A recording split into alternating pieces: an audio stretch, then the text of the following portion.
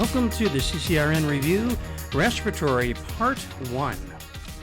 Let's take a look at some of the content areas that the AACN says are going to be on the exam as far as respiratory.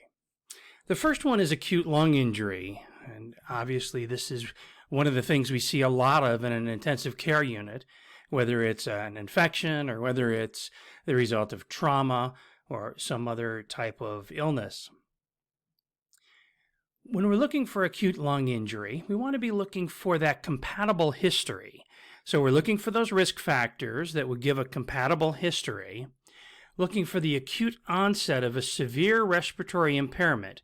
And we're going to measure that, or we're going to be able to identify that by looking for a PO2 FiO2 ratio that is less than 200. We're looking for decreased lung compliance.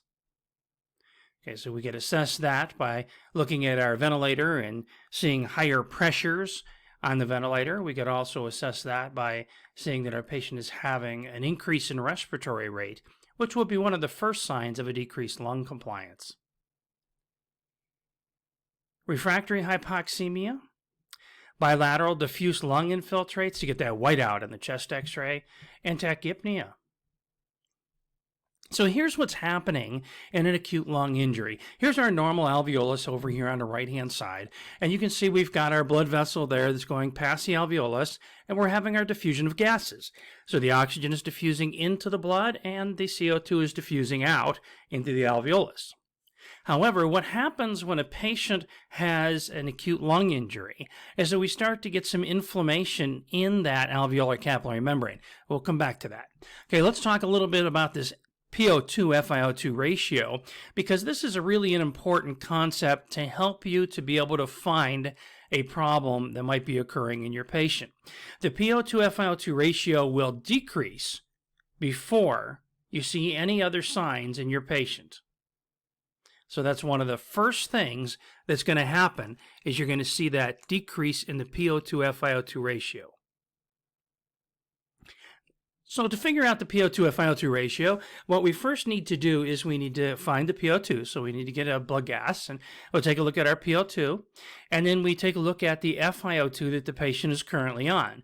So if the patient is breathing room air, that's 0.21. If the patient's on a ventilator, we're going to convert that percentage to a decimal, and then we would use that decimal for our equation. Simply what it is we take the PO2 and we divide it by the FiO2. So if we were to take 90 and divide it by 0.21, we end up with 429. Remember that for acute lung injury, we're looking for a number less than 200. So in this case here, our PO2 FiO2 ratio is showing that we have good gas exchange occurring across that alveolar capillary membrane. So our etiologies include sepsis, which is a very common cause of people having acute lung injury, aspiration, and aspiration typically we're going to see signs and symptoms on the right side first, and it could spread to both sides if we have this acute lung injury occurring. And you're going to find out more about that in just a moment here. Pneumonia, pulmonary trauma, multiple trauma, so not even maybe affecting the pulmonary system, but just multiple trauma, shock, multiple transfusions, DIC. So you can see that some of these things are not necessarily affecting the lung as a primary organ.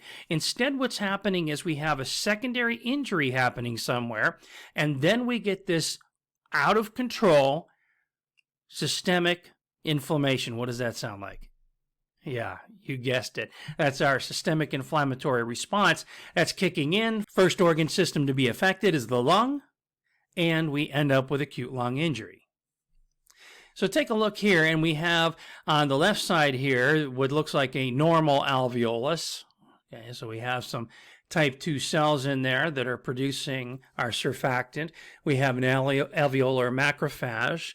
So the lungs have their own macrophages. We don't have to wait for the body to produce and send a macrophage to the lung. I mean, this is really important because as you're breathing in all the time, you could be breathing in bacteria or viruses or maybe even just smoke and some other things in your environment. If we don't have those alveolar macrophages in there to be able to grab a hold of that stuff and get rid of it, then it could really start to take hold. So we need to have an immune system in the lung that is separate from or working in concert with what's happening in the rest of the body. But now look over what's happening on the right-hand side here. We have an injured alveolus during the acute phase of ARDS. So you can see that what's happening is that the wall on that alveolus is being destroyed. We're having some necrosis in that alveolus. There is fluid that's building up. You can start to see that the alveolar wall is pulling away from the capillary. We have these neutrophils that are seeping out of the bloodstream. They're trying to get there to help out and get rid of some of this inflammation and infection. So they're squeezing out, but they're causing problems too.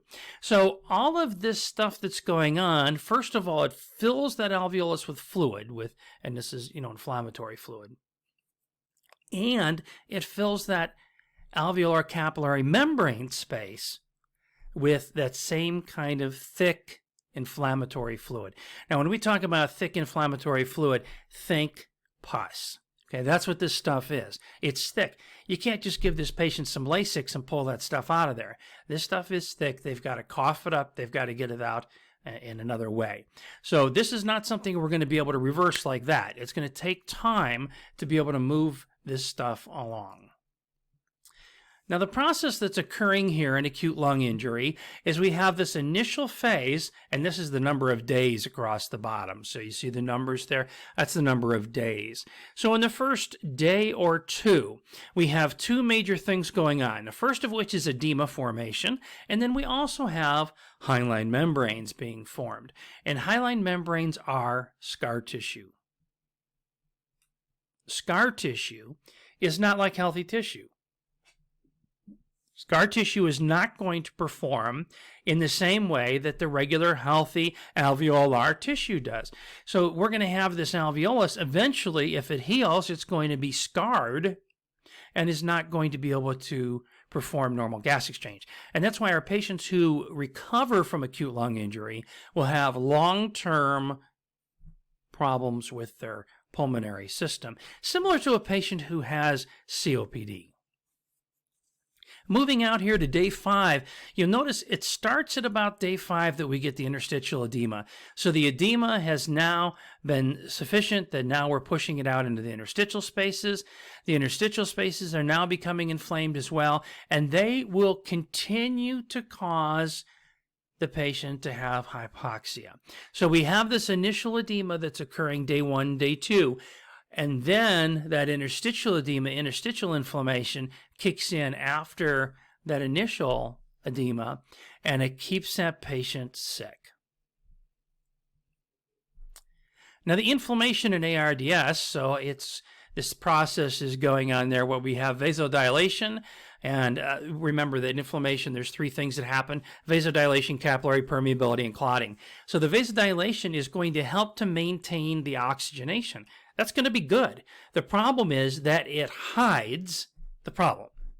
So it hides the fact that the patient is developing ARDS. That's not good, because we don't want our patient to be developing ARDS and then us not know it. I mean, how often do you get a patient who is sent down from the floor and maybe that patient suddenly crashed, right? It was a sudden kind of a event that occurred when they crashed. Well, if we look back, most times we can see that there was some signs earlier on, before this patient crashed, that the patient could have a problem, that there could be a problem and with their oxygenation. Now, if we were lucky enough that we're able to get a blood gas, we can look at a PO2 FiO2 ratio. However, that's usually not done on the floor when patients don't look bad. And they don't look bad because we have this vasodilation maintaining the oxygenation. Next, we move into capillary permeability.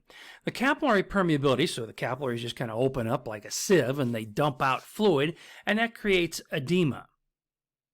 Then we have clotting occurring, little microclots occurring in the vasculature. That decreases perfusion and that causes hypoxia. Hypoxia in the lung causes vasoconstriction. So the lung reads hypoxia and it says, oh, we have to increase our perfusion pressure, and so it vasoconstricts. That further decreases perfusion, causing more hypoxia, and we get into this cycle here down in the bottom with refractory hypoxemia. You've probably heard that before. This is where it's coming from. Now, if we just fix the bottom part, if we just fix the vasoconstriction and open up those vessels, it will improve oxygenation. Okay, but it does not improve outcome because we haven't done the other part. We haven't gotten rid of all the edema. So here's how the pulmonary edema forms in ARDS. First of all, we have fluid building up. So we have too much pressure. You see that latent phase there on the left. Too much pressure in the pulmonary capillaries, and that pressure's being caused by having this inflammation that's occurring there. Next, fluid starts moving out into the interstitial space. When we get enough fluid moving into that interstitial space, now we're going to have interstitial edema. So that first component there was some inflammation in the interstitial space. We're going to see a change in or a decrease in our PO2 FiO2 ratio. However, the patient's still going to oxygenate okay. They're still going to look okay. They probably have a little bit of an increase in their respiratory rate associated with subjective dyspnea. In other words, the patient can feel that. So the patient's telling you, I feel like I can't catch my breath. And you notice that the respiratory rate went up a little bit. So earlier it was 16, now it's 22. Now, is that a red flag that's going to grab anybody's attention? No, nobody's going to sit there and say, oh, wow, it's 22 now, right? But it went up from 16 to 22. And the patient's complaining of subjective dyspnea. That's something we have to pay attention to. Now, you can't stop this process from occurring. So we can't give a magic pill at this point and stop it. But we can be aware so that when the person gets to interstitial edema and the respiratory rate now is 30, we're aware and we're ready. So we're not scurrying around at this point saying, oh my gosh, how am I going to handle this? You're ready to go. The third phase is we have so much fluid out there in the interstitial space that it floods the alveolus. Now we have alveolar flooding. This alveolus basically is gone. It's not doing a thing. It's not helping. It's not doing a thing. Okay, so that alveolus is gone. We're not having any gas exchange occurring there, and the patient's going to have severe hypoxemia. So what are our medical and nursing interventions for a patient who has acute lung injury? Well, first of all, we want to reverse the underlying pathophysiology. Remember, it is something else that's causing the inflammation. Even if it's the pneumonia, let's treat the pneumonia. Let's take care of that bacteria, right? Even if it is trauma, so let's treat the trauma. Let's treat the pancreatitis. It's something else that's causing this to happen. Block the mechanism of the alveolar capillary membrane injury. We've tried this for years. Steroids or no steroids, there's this debate going on right now as to whether or not steroids help. In some trials, steroids help. In some other trials, they don't help as much. Monoclonal antibodies have been shown to be helpful. Antioxidants, we don't know how to use them yet, but we know that antioxidants would be helpful here. So what I was mentioning earlier about having that oxygen-free radical formed, so that oxygen-free radical is going to be formed here because we have lots of inflammation and the patient's hypoxic, so we're giving lots of oxygen, and the combination of those two things is going to cause those oxygen-free radicals to be produced. So antioxidants bind up those oxygen-free radicals so they can't injure healthy tissue. NSAIDs, there's some evidence that NSAIDs help in patients with ARDS. And then nitric oxide may be helpful, again, causing that vasodilation in the pulmonary vasculature to hopefully increase the blood flow and decrease hypoxemia. We really want to be aggressive, though, about our pulmonary hygiene here. This is the turning, positioning, coughing, deep breathing, suctioning, vasodilators, bronchodilators, etc. This is what we're doing here at this point with the aggressive pulmonary hygiene. We cannot miss a turn on this patient because what will happen is those secretions will build up in that area. Remember, they're thick. They're like pus. This is not pulmonary edema that we're used to. This is thick stuff that's going to be hard to move. Minimize the consequences of that acute injury.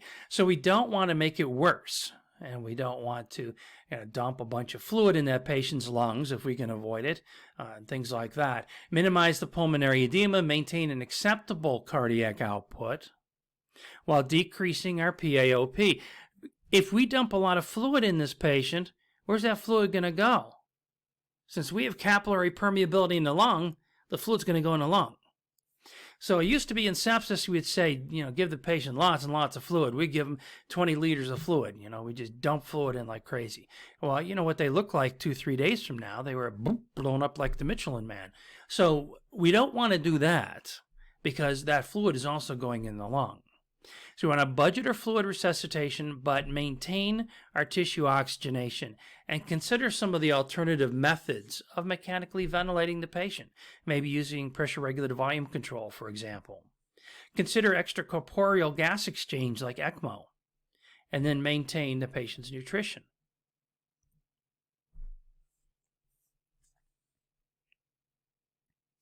Another situation AACN wants us to know about is transfusion-related acute lung injury.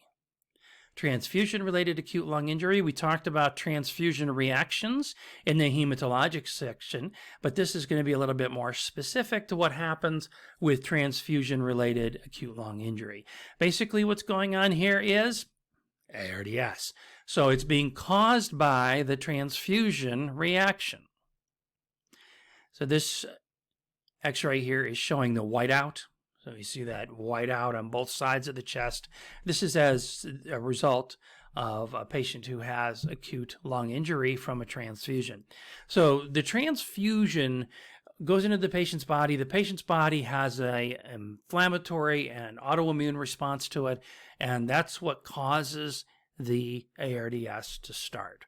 So it's that overwhelming out-of-control inflammation, SIRS, that is stimulated by having this transfusion.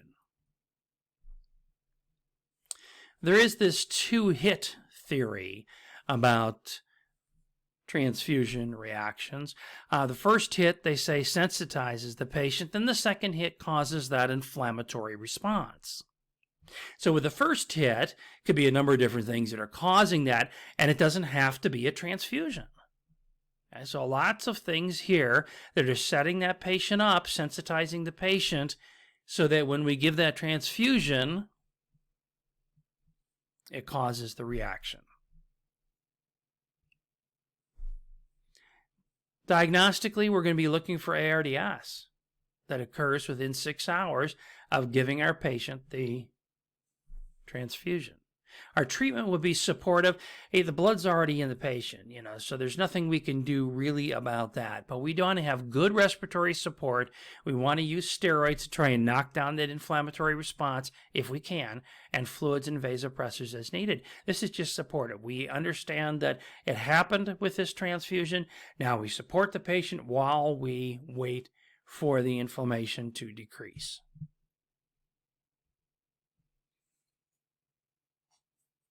Aspiration can be thought of in a couple different ways. There's aspiration pneumonitis, and there's aspiration pneumonia. The difference is that aspiration pneumonitis is a chemical burn to the lungs from acute aspirations of acidic gastric contents. Oftentimes, this may be witnessed, and it's usually one large aspiration instead of multiple small aspirations.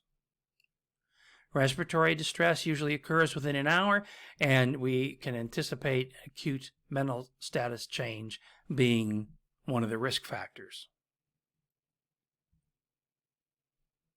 So here you see, again, the right lung is usually the one that's affected, and we have the right lung here. You can see that there's some mess in the bottom of that right lung as a result of this person having an aspiration.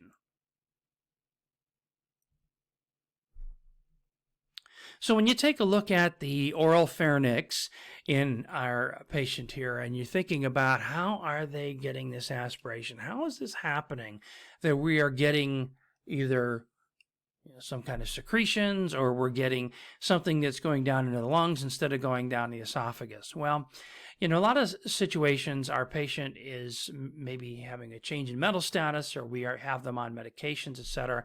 And you can see that we can have some of that stuff that's dripping down, and it ends up going down into the lungs. Especially true if the patient has a chronic sinusitis, or maybe they've got some other kind of sinus infection that is causing this postnasal drip, and the postnasal drip is dripping back down into the lungs. Complications include respiratory failure, ARDS, and empyema. Remember that aspiration was one of the etiologies for ARDS. Aspiration pneumonia, on the other hand, is associated with a decrease in the overall length of stay, decreased functional outcomes, and an increase in mortality. Now, aspiration pneumonia, as I mentioned, so we're differentiating here between aspiration pneumonitis, that's the chemical burn. Aspiration pneumonia is the infectious process. So it's either a bacteria or a virus that's getting into the lungs, in most cases, very rarely a fungal infection, and it's getting into the lungs and it's causing an infection. These are unwitnessed. Yes, there may be small recurrent aspirations, especially if the patient has a change in mental status. The incident increases if the patient is using proton pump inhibitors or H2 blockers, so something to decrease the acid in the stomach. So the thought process is if we decrease the acid in the stomach, the patient has these little micro aspirations coming back up of reflux. It gets down to the lung, and it causes the patient to become susceptible to a bacterial infection. Symptoms, dyspnea, and typically these things are rather progressive rather than being sudden like our aspiration was. So in aspiration pneumonia, we'd anticipate a dyspnea, cough, hypoxemia, and again, it's going to be progressive. Diminished breath sounds, rales, friction rub on physical exam. Our treatment is ventilation, oxygen suctioning, and antibiotics. Okay, so this is pneumonia in this case, so we want to give the appropriate antibacterial agent or antiviral agent.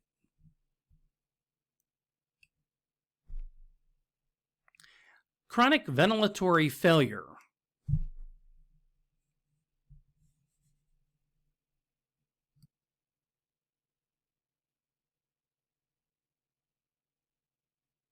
Thank you for joining me for part 1 of respiratory.